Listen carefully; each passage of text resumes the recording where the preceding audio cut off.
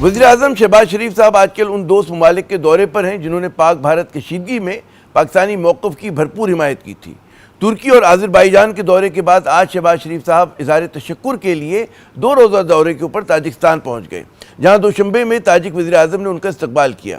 شہباز شریف صاحب کا اس دورے میں تاجک صدر امام علی رحمان صاحب سے بھی ملاقات کریں گے اور دونوں ممالک کے درمیان وہ مختلف شعبوں میں تعاون کے فروغ پر بات چیت بھی کریں گے۔ خیر، غور طلب بات یہ ہے کہ بھارتی میڈیا زور و شور سے ان دوروں اور پاکستان کے دوست ممالک کے خلاف وہ زہریلا پروپیگنڈے کا آغاز کر چکا ہے۔ انتہا پسند ہندو میڈیا اور بھارتی قیادت صرف پاکستان سے ہی ناراض نہیں، بلکہ وہ اب ترک صدر ہوں یا آذربائیجان اور تاجکستان کی قیادت، سبھی کے خلاف وہ آپ کو زہر اگلتے ہوئے نظر آ رہے ہیں۔ یہ یقیناً اس بات کی نشاندہی ہے کہ بھارت وہ سفارتی محاذ پر دباؤ کا شکار ہے، اور تو اور خود اس کا وفد جو امریکہ کے دورے پر تھا، وہ سفارتی آداب کی خلاف ورزی کرتے ہوئے امریکی صدر ڈونلڈ ٹرمپ کے خلاف تنقید کا دفتر کھول کر بیٹھ گیا۔ یقیناً بھارت بہت جھجھلایا ہوا ہے، اور وہ پھر پاکستان کے خلاف کسی بھی قسم کی براہ راست جارحیت اور مہم جوئی کا مرتکب ہو سکتا ہے۔ بلا واسطہ طور پہ تو اس کی طرف سے ہم دیکھتے ہیں کہ ریاستی اور آبی دہشت گردی تو جاری ہے ہی۔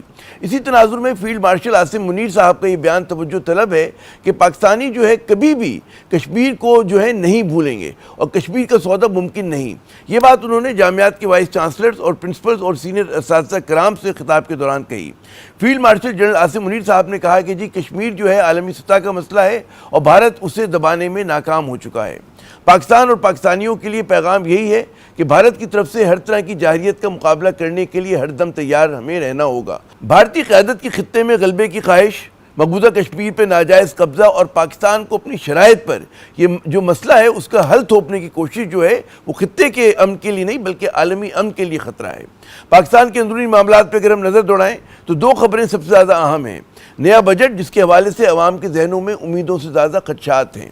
IMF کی ہدایت پہ بننے والا یہ بجٹ کیا پاکستان کو پائیدار ترقی کی راہ پہ ڈال سکے گا؟ یہ اہم سوال ہے، اور یہ سوال بھی اتنا ہی اہم ہے کہ کیا اس بجٹ میں بھی قربانی صرف عوام کو دینی ہوگی یا اس میں حکمراں اور حکمراں اشرافیہ بھی اپنا کچھ حصہ ڈالیں گے؟ دوسری اہم خبر وہ تحریک انصاف وہ پھر تحریک چلانے کا ارادہ کر رہی ہے، لیکن ساتھ ہی ساتھ اس کی قیادت کچھ لو اور کچھ دو کی بنیاد پر اسٹیبلشمنٹ سے گفتگو کے لیے بھی تیار ہے۔